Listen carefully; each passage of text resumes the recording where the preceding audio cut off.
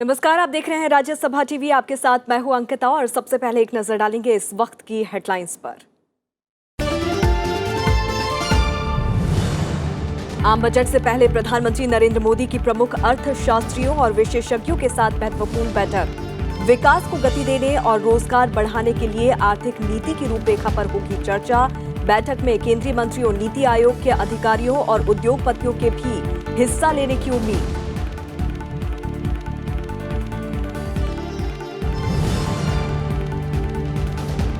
बिहार के 16 जिलों में दिमागी बुखार की चपेट में 600 से ज्यादा बच्चे। अब तक 140 बच्चों की मौत। हालात की समीक्षा के लिए केंद्रीय स्वास्थ्य मंत्रालय के प्रधान सचिव की अगुवाई में पहुंची केंद्रीय टीम। मुजफ्फरपुर समेत राज्य के कई हिस्सों में हुई बारिश के बाद डॉक्टरों ने दिमागी बुखार के मामलों में तेजी से कमी आने की जताई उम्मीद।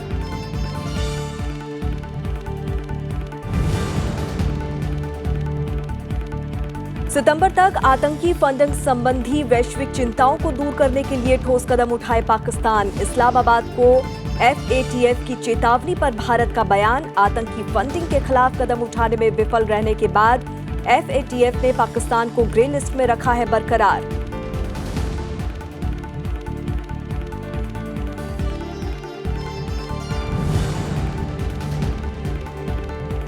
ईरान अमेरिका के बीच बढ़ा तनाव। अमेरिका का संयुक्त राष्ट्र सुरक्षा परिषद की बैठक बुलाने का आग्रह है। राष्ट्रपति ट्रंप ने ईरान पर सैन्य कार्रवाई का आदेश देने के बाद करीब 150 लोगों के मारे जाने की आशंका के मद्देनजर बदला फैसला। ईरान का अमेरिकी हमले की चेतावनी मिलने से इनकार।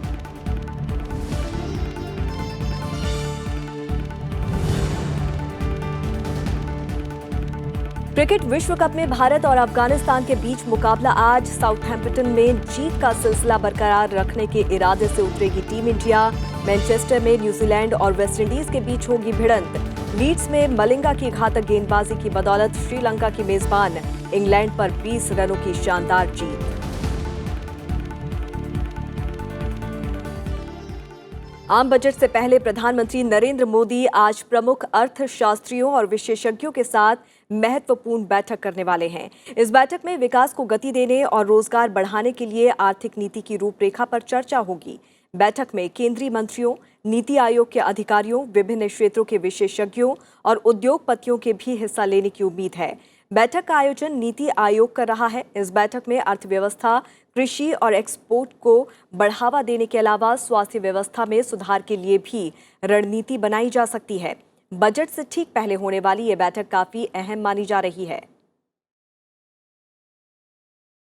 और इस मामले में और अधिक जानकारी के साथ हमारी संवाददाता कृति मिश्रा इस वक्त हमारे साथ जुड़ रही हैं। कृति, बजट से पहले प्रधानमंत्री नरेंद्र मोदी की अहम बैठक यहां पर होने वाली है। खास तौर से इस बैठक में किन बिंदुओं पर फोकस रहने वाला है, चर्चा होने वाली है? जी हाँ अंकिता, देखिए ये बेहद अहम मीटिंग मानी जा रही है। प्रधानमंत्री की जो लीडिंग इकोनॉमिस्ट हैं कंट्री के, उनके साथ नीति आयोग में जो मुद्दे हैं उन पर सबसे ज्यादा जरूरी होगा एग्रीकल्चर की, किस तरह से एग्रीकल्चर आउटपुट जो है उसको बढ़ाना है और जो सरकार का एक विजन है कि 2022 तक फार्मर्स की इनकम डबल करना है, उसको लेकर मुख्य बिंदुओं पर चर्चा होगी। साथ ही दूसरी बड़ी चर्चा होगी एक्सपोर्ट्स पर। जिस तरह से ट्रेड वॉर चल रहा है और सरकार ने कल राज्यसभा में भी साफ कर दिया था कि इस ट्रेड वॉर से, जिस तरह से यूएस और चाइना के बीच में है, भारत एक अपॉर्चुनिटी देख रहा है अपना एक्सपोर्ट्स बढ़ाने के लिए, तो वो भी एक बड़ी चर्चा हो सकती है।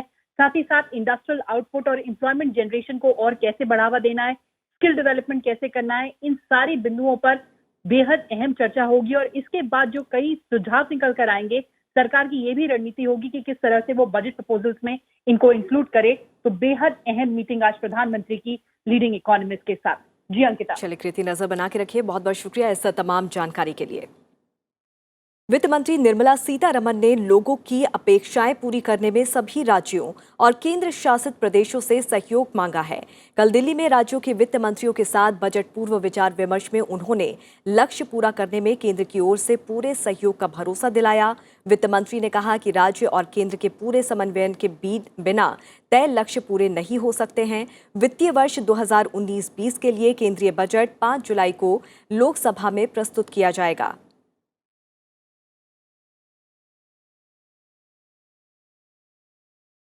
और अब खबर बजट से जुड़ी खास कवरेज की।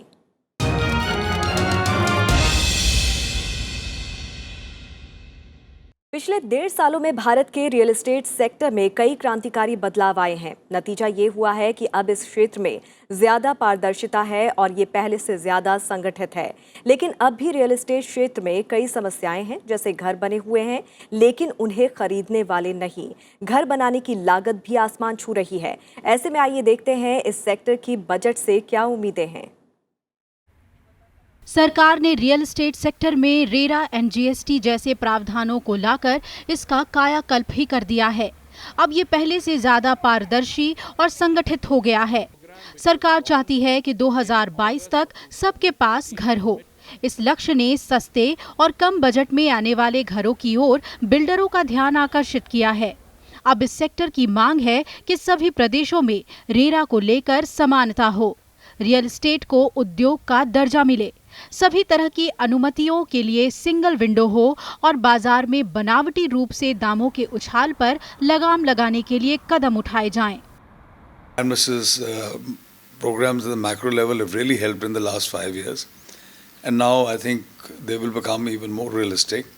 So price of properties will stabilize and come down probably in most of the unrealistic places. Maybe property will become a little bit more affordable now in the coming time. अपने अंतरिम budget में सरकार ने इस sector के लिए कई उपाय किए थे, जैसे किराए न मिलने वाली रकम पर लगने वाले टैक्स पर टीडीएस की सीमा का निर्धारण, कैपिटल गेन टैक्स में छूट और घर कर्ज पर मिलने वाले टैक्स में छूट की सीमा को बढ़ाना। घर खरीदने के इच्छुक लोग चाहते हैं कि सरकार इन प्रावधानों को आगामी बजट में भी जारी रखे। लोन लेता है, लोन मिल भी जाता है, टैक्स भी ज़्यादा टैक्स भी लेता है उनसे, उनको कुछ फ़ायदा भी नहीं मिलता, कुछ भी नहीं मिलता उनसे। इसलिए मैं ही चाहता हूँ, गवर्नमेंट सुपरवाइज करता हूँ, उनके टैक्स रिलैक्सेशन कर दिया जाए, उनको कोई सुविधा दिया जाए टैक्स के लिए। भारतीय रियल एस्टेट सेक्टर जिस रफ्तार से बढ़ रहा है, उस रफ्तार से साल 2040 तक ये 5 गुना बढ़कर $650 बिलियन का उद्योग बन जाएगा और देश में रोजगार का दूसरा सबसे बड़ा जरिया होगा।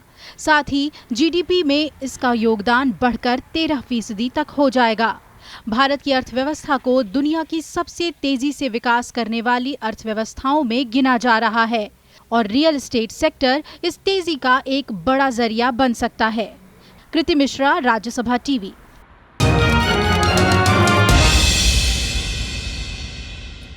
बिहार के मुजफ्फरपुर में दिमागी बुखार से मरने वालों की संख्या बढ़कर 140 हो गई है। बिहार स्वास्थ्य विभाग ने गुरुवार को इस बीमारी से होने वाली मौतों के संबंध में पूरे राज्य के आंकड़े जारी किए थे, जिसमें कुल मौतों की संख्या 136 बताई गई थी। ये बीमारी 16 जिलों में फैल चुकी है और 600 से ज्यादा बच्चे इस बीमारी की चपेट में हैं। मुजफ्फरपुर जिले में अब तक सबसे ज्यादा 128 बच्चों की मौत हुई है। इसके अलावा भागलपुर, पूर्वी चंपारण, वैशाली, सीतामढ़ी और समस्तीपुर में भी दिमागी बुखार से बच्चों की मौतों के मामले सामने आए हैं। हालात की समीक्षा के लिए केंद्रीय स्वास्थ्य मंत्रालय के प्रधान सचिव की अगुवाई में केंद्रीय टीम मुजफ्फरपुर पहुंच गई है। इस बीच मुजफ्फरपुर समेत राज्य के कई हिस्सों में हुई बारिश के बाद डॉक्टर्स का कहना है कि इससे दिमागी बुखार के मामलों में तेजी से कमी आएगी।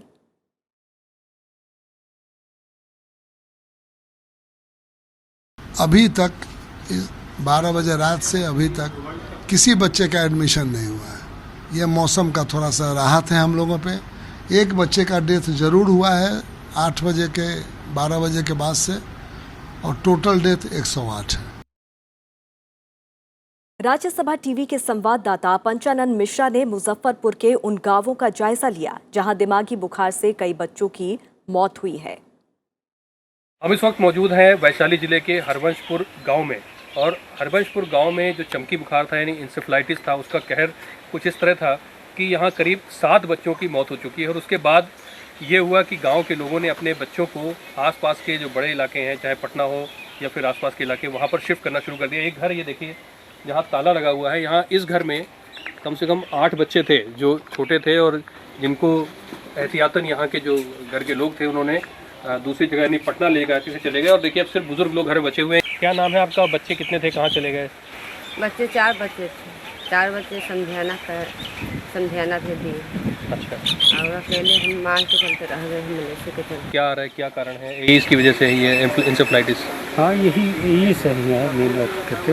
इस कारण से बच्चा का डेथ हुआ। यहाँ 5-6 बच्चा का डेथ हुआ, लेकिन यहाँ भगवानपुर हॉस्पिटल नहीं है, सब मुजफ्फरपुर गवर्नमेंट हुआ है। तो अब क्या करते हैं यहाँ कर एम्बुलेंस लाकर आप लोग क्या कैसे देखभाल करते हैं? इससे यहाँ एम्बुलेंस सकता है, बच्चा बीमार पड़ा जाए कभी उसको। और बुखार जो यहाँ पर चमकी है यानी कि इंसेफ्लाइटिस है, उसका डर बहुत ज़्यादा है और कुछ लोग आप बताएंगे। वैसा भी बताइए, यहाँ पर गांव में लगभग कितने बच्चों की डेथ हुई है? इस मोहल्ले की बात कर रहे हैं। इस मोहल्ला में 4 बच्चे की डेथ हुई है और इसके बाजू के गांव में भी हुआ है और इधर बाजू में भी हुआ है। लोग घर छोड़ के चले गए? कितने परिवार ऐसे हैं जो चले गए जिन्होंने बच्चों को शिफ्ट कर दिया दूसरी जगह? करीब 20-25 के आसपास परिवार लोग बच्चे लेके चले गए हैं यहाँ से। जी, डर बना हुआ है सभी के अंदर में कि हमारे बच्चों को भी ऐसा भी नहीं हो जाए और मेरा बच्चा भी डेथ ना कर जाए। इसी वजह से यहाँ बच्चे लेके सिर्फ बूढ़े लोग हैं, हस्बैंड लोग हैं, जिसके पास मवेशी है, माल है, वो यहाँ पर है देखने के लिए उसको, और बाकी बात सब है लेडीज़ और बच्चे लोग सब यहाँ से अपने मायके या कहीं दूसरे जगह बाहर पे रूम में रह रहे हैं। तो ये इंसेफ्लाइटिस का यहाँ पर लगातार खतरा बना हुआ है। उसका कारण ये है कि इंसेफ्लाइटिस की जो वजह है वो बताई जा रही है कि बहुत ज़्यादा गर्मी या उमस के कारण जो है बच्चे बीमार पड़ते हैं। उसके बाद जो उसके सिम्टम्स है वो दिखाई पड़ते हैं और जिनको समय पे इलाज नहीं मिल पाता दूर जाते हैं मुजफ्फरपुर, अगर वहाँ पर समय पे इलाज नहीं मिल पाता तो उनकी मौत हो जाती है। यही वजह है कि गांव से जो है बहुत तेज़ी से बच्चों को हटाया जा रहा है, एक तरह से कहिए कि पलायन भी किया जा रहा है और इंतज़ार इस बात का है कि मौसम जब ठीक हो जाएगा, बारिश हो जाएगी तो बच्चों को वापस लाया जाएगा। मुजफ्फरपुर में वैशाली ज़िले के हरिवंशपुर से अमरिंद के साथ पंचलाल मिश्रा, राज्यसभा टीवी। वहीं दक्षिण बिहार में भीषण गर्मी और लू का कहर जारी है। जानलेवा गर्मी से राज्य के 3 जिलों गया, नवादा और औरंगाबाद में अब तक 100 से ज्यादा लोगों की मौत हो चुकी है। मुख्यमंत्री नीतीश कुमार ने कल गया में अधिकारियों के साथ बैठक के बाद भीषण गर्मी के हालात से निपटने के लिए विस्तृत दिशा निर्देश जारी किए हैं। राज्य के आपदा प्रबंधन विभाग द्वारा स्थापित नियंत्रण कक्ष के मुताबिक हीट स्ट्रोक से अब तक 101 लोगों की मौत हो चुकी है, जिसमें औरंगाबाद में हताहतों की संख्या सबसे ज्यादा 58, गया में 39 और नवादा में 14 है। पश्चिम बंगाल के उत्तर 24 परगना जिले के भाटपाड़ा में तनावपूर्ण स्थिति के बीच पूर्व केंद्रीय मंत्री एसएस अहलूवालिया की अगुवाई में बीजेपी का 3 सदस्यीय एक दल आज हिंसाग्रस्त भाटपाड़ा के दौरे पर है, जहां कथित रूप से तृणमूल कांग्रेस और बीजेपी से जुड़े 2 गुटों के बीच झड़प में 2 लोगों की मौत हो गई थी और कई अन्य घायल हो गए थे। 3 सदस्यीय दल में एसएस अहलूवालिया के साथ सांसद सत्यपाल सिंह और बीडी राम शामिल हैं। ये प्रतिनिधिमंडल पार्टी अध्यक्ष और केंद्रीय गृह मंत्री अमित शाह को अपनी रिपोर्ट पेश करेगा। इस बीच पश्चिम बंगाल के राज्यपाल केशरीनाथ त्रिपाठी ने कहा है कि समाज के प्रत्येक व्यक्ति को शांति और विकास के लिए सकारात्मक योगदान करना चाहिए। उन्होंने कहा कि राज्य में जारी हिंसा को हर हाल में रोकने की जरूरत है। भाटपाड़ा में बृहस्पतिवार को हुई हिंसक घटना में 2 लोगों की मौत के बाद राज्यपाल की ये टिप्पणी आई है। तो हम वहाँ पर जो मृत परिवार है हम उनसे मिलेंगे और लोगों से मिलेंगे, उसकी विस्तृत जानकारी लेंगे और अपनी रिपोर्ट हम अमित शाह जी को देंगे। उपराष्ट्रपति एम वेंकैया नायडू ने आज अपने आवास पर कई नए केंद्रीय मंत्रियों से मुलाकात की। केंद्रीय स्वास्थ्य और परिवार कल्याण मंत्री और विज्ञान और प्रौद्योगिकी और पृथ्वी विज्ञान मंत्री डॉक्टर हर्षवर्धन ने आज उपराष्ट्रपति एम वेंकैया नायडू से मुलाकात की। केंद्रीय विद्युत राज्य मंत्री, नवीन और नवीनीकरणीय ऊर्जा राज्य मंत्री और कौशल विकास और उद्यमशीलता राज्य मंत्री राजकुमार सिंह ने भी आज उपराष्ट्रपति से मुलाकात की।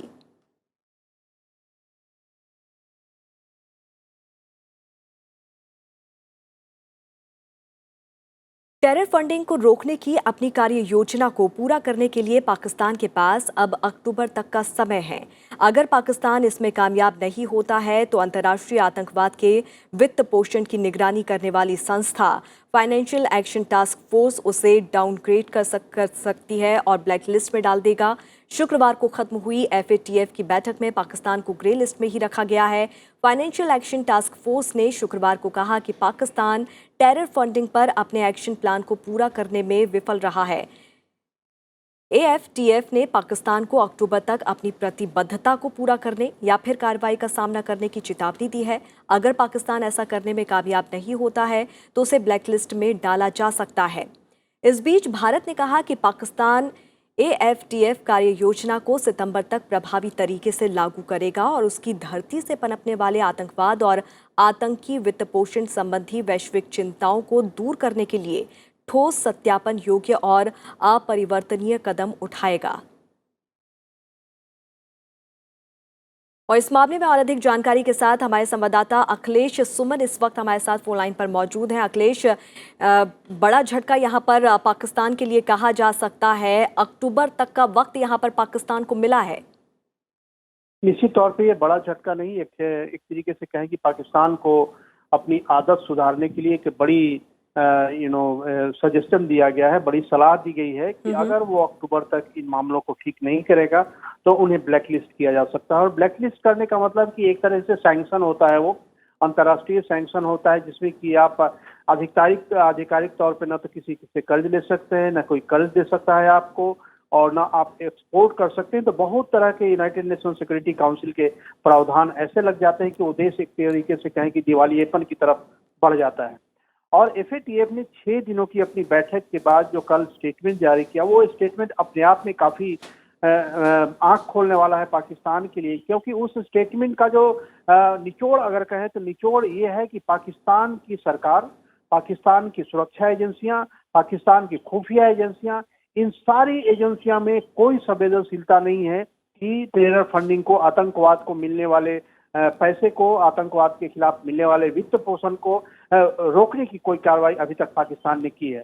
और यहाँ तक उस बयान में यह भी कहा गया है, और वो बयान बिल्कुल पाकिस्तान जाकर जो जांच की गई है पाकिस्तान के लिए क्या कार्रवाइयाँ की गई है उसके आधार पे कहा गया है कि वहाँ की जो न्यायपालिका है, न्यायपालिका भी एक तरीके से स्वतंत्र नहीं है। वो टेरर फंडिंग के खिलाफ केसों को सुनियोजित तरीके से और उनके खिलाफ कार्रवाई कर सके। तो जुडिशियरी को भी स्वतंत्र करने की बात कही गई है। इसमें यह भी कहा गया है कि संयुक्त राष्ट्र सुरक्षा परिषद की जो 1267 कमेटी है या 1373 कमेटी है, इसमें जो नामित आतंकवादी हैं जिनमें कि हफीज सईद और मौलाना मसूद अजहर शामिल है, उनके खिलाफ कार्रवाइयां नहीं की गई है।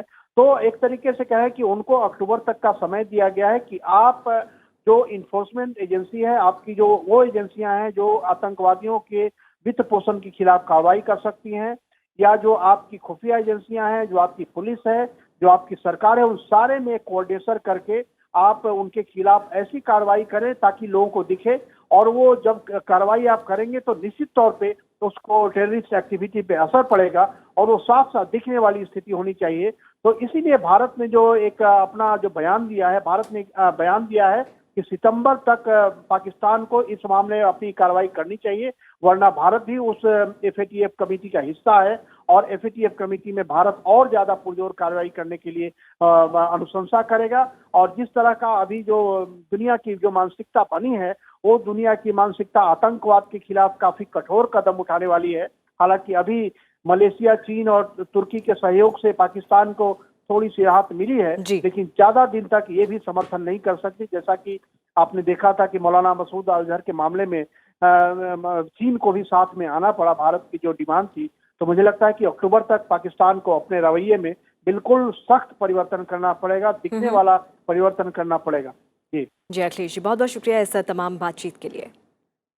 ईरान और अमेरिका के बीच तनाव लगातार बढ़ता जा रहा है। अब अमेरिका ने ईरान पर UN सिक्योरिटी काउंसिल की बैठक बुलाने का आग्रह किया है। हाल ही में ईरान ने अमेरिका के शक्तिशाली सर्विलांस ड्रोन को मार गिराया था। इसके बाद राष्ट्रपति डोनाल्ड ट्रंप ने ईरान पर सैन्य कार्रवाई की मंजूरी दे दी थी, लेकिन बाद में उन्होंने आदेश वापस भी ले लिया था।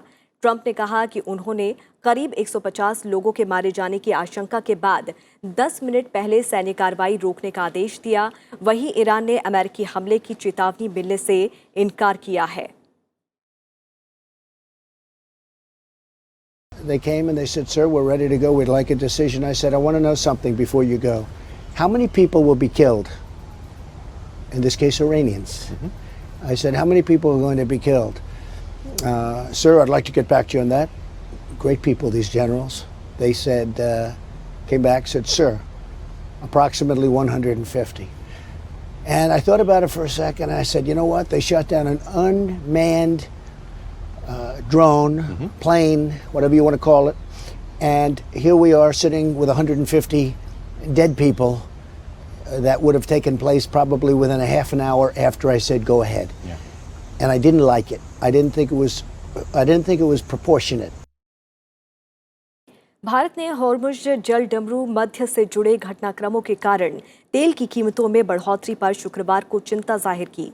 उसने ओपेक के मुख्य सदस्य देश सऊदी अरब को तेल की कीमतों को काबू में रखने के लिए सक्रिय भूमिका निभाने को कहा। ब्रेंट कच्चे तेल की कीमत में गुरुवार को करीब 5% का उछाल दर्ज किया गया था, जो जनवरी के बाद से सर्वाधिक है। पेट्रोलियम मंत्री धर्मेंद्र प्रधान ने सऊदी के पेट्रोलियम मंत्री खालिद अल फलीह से हालात पर चर्चा की। प्रधान ने ट्वीट किया कि सऊदी अरब के ऊर्जा उद्योग और खनिज संसाधन मंत्री खालिद अल फलीह से फोन पर बात हुई। भारत और सऊदी अरब के बीच रणनीतिक साझेदारी को और मजबूत बनाने के लिए हाइड्रोकार्बन क्षेत्र में सहयोग को और बढ़ावा देने को लेकर चर्चा हुई।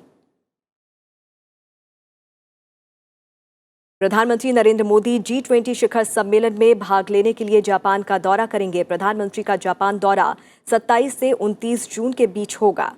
प्रधानमंत्री के G20 सम्मेलन में शामिल होने के बारे में विदेश मंत्रालय की तरफ से जानकारी दी गई। विदेश मंत्रालय के प्रवक्ता रवीश कुमार ने बताया कि ये छठा मौका होगा जब प्रधानमंत्री मोदी G20 सम्मेलन में हिस्सा लेंगे और सुरेश प्रभु G20 शिखर सम्मेलन में प्रधानमंत्री के शेरपा होंगे। प्रधानमंत्री G20 की बैठक में आतंकवाद के मुद्दे को प्रमुखता से उठाएंगे। इसके अलावा ऊर्जा, वैश्विक वित्त स्थिरता, जलवायु परिवर्तन और बहुपक्षीय संगठनात्मक सुधार के मुद्दे पर चर्चा होगी। प्रधानमंत्री की जापान यात्रा के दौरान कई द्विपक्षीय बैठकें भी होंगी।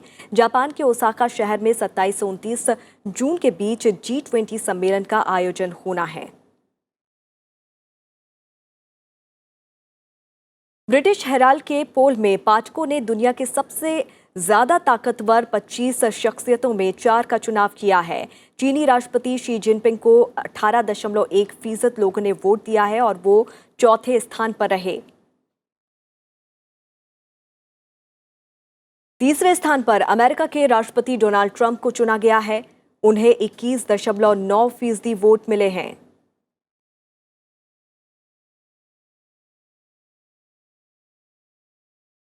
29.9% वोट के साथ दूसरे स्थान पर रूस के राष्ट्रपति व्लादिमीर पुतिन रहे। ब्रिटिश हेराल्ड के पोल में भारत के प्रधानमंत्री नरेंद्र मोदी को साल 2019 में दुनिया का सबसे ताकतवर शख्स चुना गया है। सर्वे में प्रधानमंत्री मोदी को सबसे ज्यादा 30.9% वोट मिले हैं।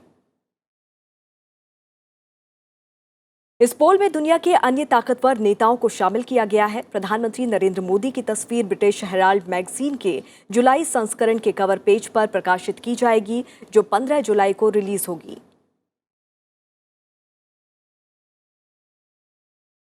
और अब बात करते हैं आईसीसी विश्व कप की।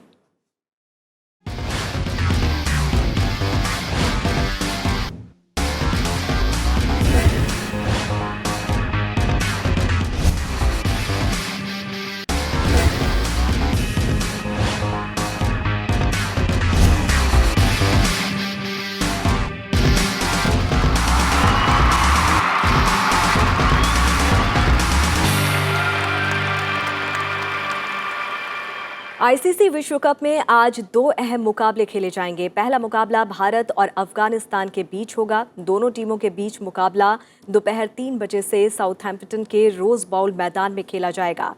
टूर्नामेंट में भारतीय टीम का ये 5वां और अफगानिस्तान का 6ठा मुकाबला होगा। टूर्नामेंट में भारतीय टीम अब तक एक भी मैच नहीं हारी है, जबकि अफगानिस्तान को एक भी जीत नहीं मिली है। दूसरा मैच न्यूजीलैंड और वेस्टइंडीज के बीच खेला जाएगा। दोनों टीमों के बीच मैच शाम 6 बजे से मैनचेस्टर के ओल्ड ट्रैफर्ड मैदान पर खेला जाएगा। दोनों ही टीमें टूर्नामेंट में अपना 6ठा मैच खेलने उतरेंगी। तो वहीं कल खेले गए मुकाबले में श्रीलंका ने इंग्लैंड को 20 रनों से हरा दिया। श्रीलंका के 233 रनों के लक्ष्य का पीछा करते हुए मेजबान टीम 212 रनों पर ही सिमट गई। इस विश्व कप में श्रीलंका की ये दूसरी जीत है। लसिथ मलिंगा ने शानदार गेंदबाजी करते हुए 4 विकेट लिए और मैन ऑफ द मैच चुने गए।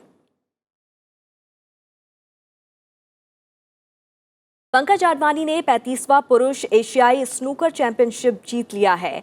35वें एशियाई स्नूकर चैंपियनशिप के फाइनल मुकाबले में पंकज आडवाणी ने थाईलैंड के थनावत तिरपोंग पेबून को हराकर खिताब पर कब्जा जमाया। पंकज ने थनावत को 6-3 से हराकर खिताब अपने नाम किया। इस खिताब के साथ ही आडवाणी इकलौते ऐसे खिलाड़ी बन गए हैं जिसने एशियाई और वर्ल्ड चैंपियनशिप के हर प्रारूप में जीत दर्ज की है। वो बिलियर्ड्स और स्नूकर दोनों ही खेलों में ऐसा करने वाले इकलौते खिलाड़ी बन गए हैं। और अब बात मौसम की। दक्षिण पश्चिम मानसून बिहार, आंध्र प्रदेश, ओडिशा समेत देश के कई हिस्सों में पहुंच गया है। मौसम विभाग की तरफ से मानसून के आज महाराष्ट्र पहुंचने की औपचारिक घोषणा कर दी गई है। हालांकि इसे मुंबई पहुंचने में अभी और वक्त लग सकता है। साथ ही मानसून के 4 जुलाई तक देश के 90% हिस्से में पहुंचने की संभावना है। दक्षिण पश्चिम मानसून आंध्र प्रदेश पहुंच गया है। मौसम विभाग के अनुसार रायलसीमा और चित्तूर जिलों में बारिश हुई। पिछले 24 घंटों के दौरान समूचे राज्य में लगभग 60% भाग में बारिश हुई है। तेलंगाना के एलारेड्डी, कामारेड्डी, वेमुलावाड़ा और रामागुंडम में भी बारिश हुई। दक्षिणी पश्चिमी मानसून ने एक लंबे इंतजार के बाद ओडिशा में दस्तक दी और सभी तटीय जिलों में बारिश हो रही है। मौसम विभाग ने कहा है कि अगले 48 घंटे में समूचे राज्य में मानसून की बारिश शुरू हो जाएगी। सबसे पहले राज्य के दक्षिणी भाग में और फिर शेष ओडिशा में बारिश होगी। पुरी, कटक और बालासोर सहित अनेक जिलों में बारिश हुई है।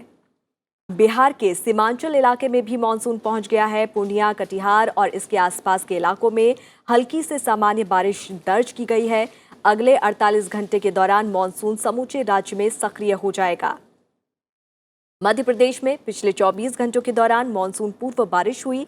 मौसम विभाग ने अगले 24 घंटे के दौरान राज्य के कई हिस्सों में बारिश के साथ धूल भरी हवाएं चलने का अनुमान व्यक्त किया है। मानसून के उत्तर भारतीय राज्यों में पहुंचने में अभी हफ्ते भर का वक्त लग सकता है। और हीमोफीलिया फाउंडेशन ने आज दिल्ली में एक कार्यक्रम का आयोजन किया। इस कार्यक्रम में विशेषज्ञ शामिल हुए जिन्होंने हीमोफीलिया बीमारी को लेकर सरकार द्वारा उठाए जा रहे कार्यक्रमों के बारे में जानकारी दी। राष्ट्रीय ग्रामीण स्वास्थ्य मिशन के तहत शुरू राष्ट्रीय बाल स्वास्थ्य कार्यक्रम में हीमोफीलिया का पता लगाने और उसका उपचार शामिल है। हीमोफीलिया खून से जुड़ी बीमारी है जो देखने सुनने में तो सामान्य लगती है, लेकिन ये काफी खतरनाक है। हीमोफीलिया एक ऐसी बीमारी है जो शरीर पर लगी चोट के बाद खून को जमने से रोकती है। We are trying to strengthen our pathology.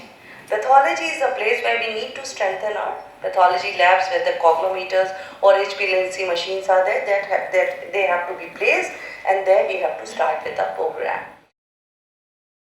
5% reservation in other schemes, all other schemes which are being implemented by Government of India, and 5% reservation in the land and other facilities which is being given by the Government of India. So all these persons with hemophilia can enjoy all the facility within the ambit of this RPWD Act. और इसी के साथ इस bulletin में फिलहाल इतना ही। आप देखते रहिए राज्यसभा टीवी। नमस्कार।